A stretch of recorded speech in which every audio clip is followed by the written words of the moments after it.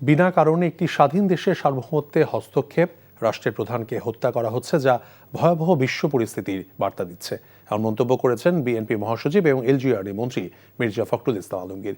প্রয়াত বিএনপি নেত্রী professor doctor Shahida রফিকের প্রথম মৃত্যুবার্ষিকী উপলক্ষে রাজধানী ধানমন্ডিতে institute of science and technology ISTA অডিটোরিয়ামে এক স্মরণ সভায় তিনি কথা বলেন।